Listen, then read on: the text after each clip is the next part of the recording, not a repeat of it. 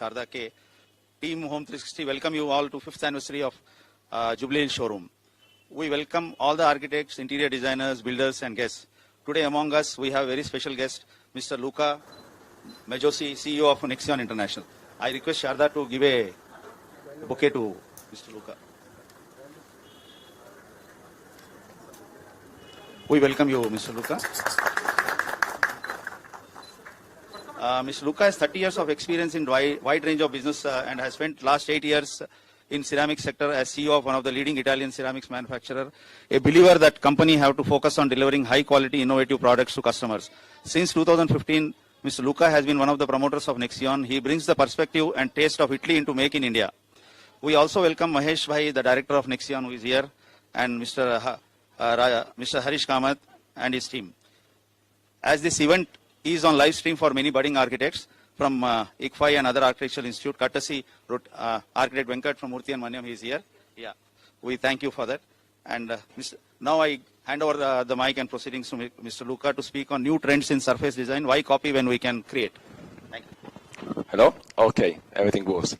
Thank you to everybody to have come here. It is very exciting to speak to so many distinguished architects in such a beautiful city in which actually you are demonstrating that it is possible to create large cities that are livable places, and that is a great achievement, I think. Yep.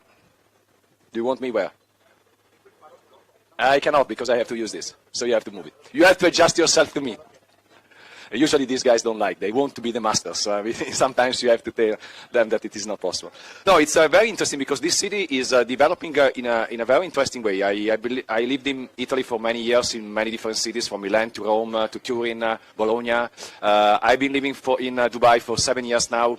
I know many cities around the world, and this city is developing in a very interesting way. I learned from you, from some colleagues of yours, that one of the secrets is that you are developing the infrastructure, the roads, before you develop, you actually make the developments in terms of residential and so on. And I think it's a very interesting lesson for many cities. I'm not talking about that. I'm not an expert of urbanism, even if I like cities as organic, complex systems.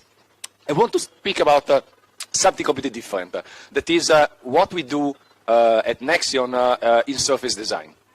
Why I want to do that? Because I think that there is a lot of misconceptions and misunderstanding about what actually is the process behind designing the products and services that you see in many different outlets and then you use in your projects for, let's say, floors and walls. And in doing that, I want also to take something from art. In particular contemporary art, because at Nexion we have this relationship with artists in which we try to understand how they create their piece of art and what we can learn from that. Dear gentlemen photographer, if you stay there for the whole evening, many people will not see. Hello? You cannot stay there. I'm sorry, I have to limit your work, but these gentlemen have to watch. Okay, so let's start from a very simple statement that most of the time you listen from producers. Basically, modern ceramics is the digitally enabled replica of natural materials. You have these wonderful high-resolution cameras. You have materials such as glazed inks, all this stuff. And basically what you do is that you print with digital printers on something that is a piece of sand that is then fired, and then you get it. On the left-hand side, you have the natural marble, and on the right-hand side, you have the ceramic tiles. That's it. I might finish my presentation here, and we can go to dinner. But actually, I don't think this is the right story. At least it is just a part of it.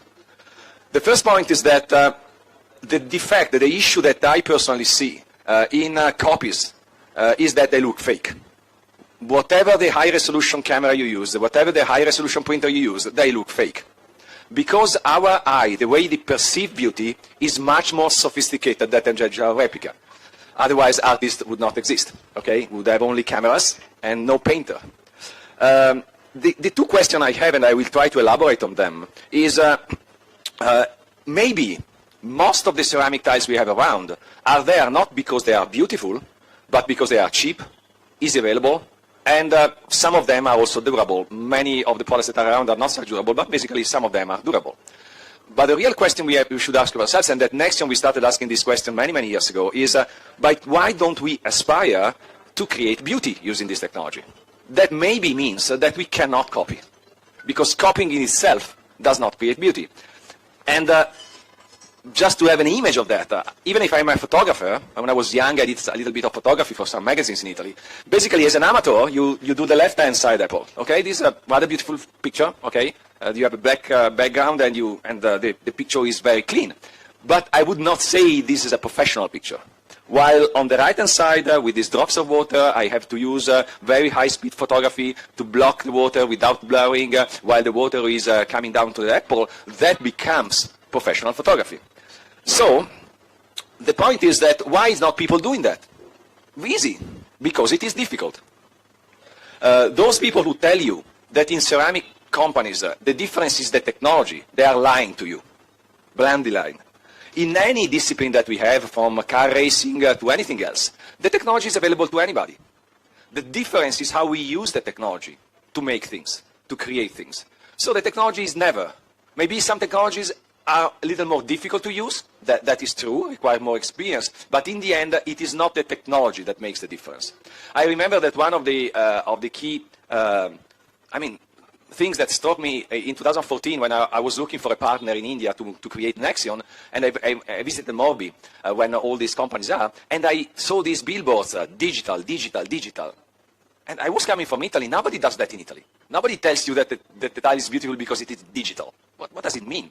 So I had to really speak and to enter into the mindset of these people to understand what I meant, because for me as an Italian, it made no sense to think that the digital technology was the superiority. That's not the point. So it is difficult, and I think we have wonderful examples of what is the right way, for instance, of copying. I love these two images. On the left-hand side, we have a bedroom of Arles de Van Gogh. Okay, so this is the beautiful piece. Unfortunately, the screen doesn't allow us to perceive the whole beauty of it, but I assume most of you know the painting.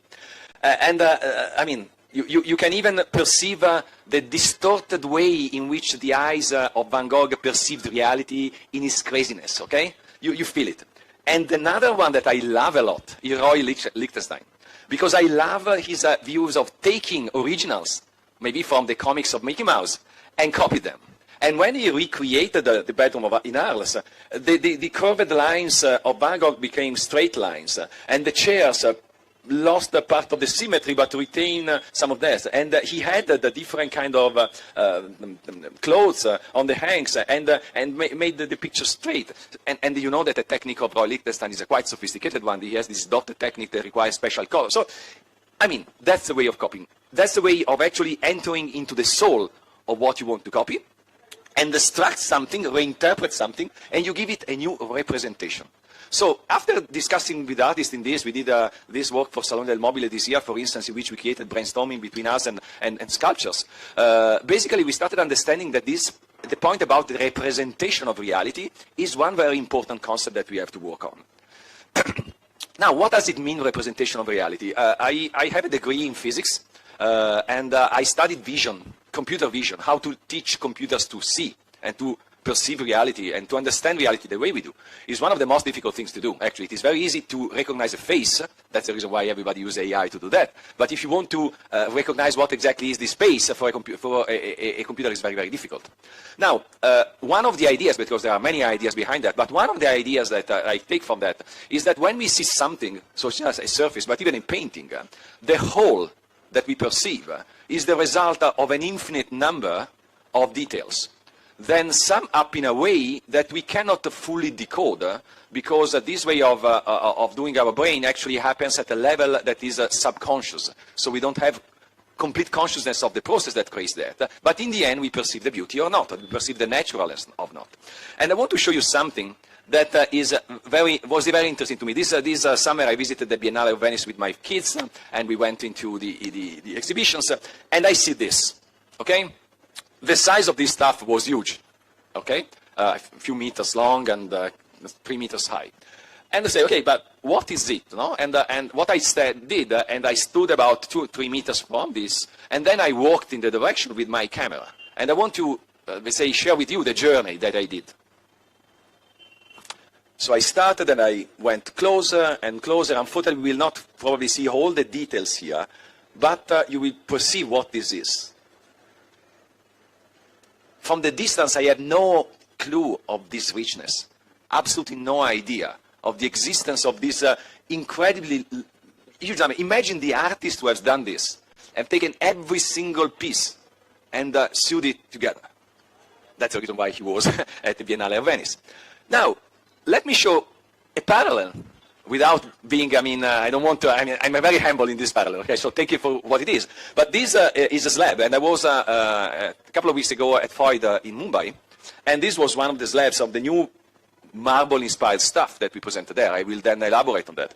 And then I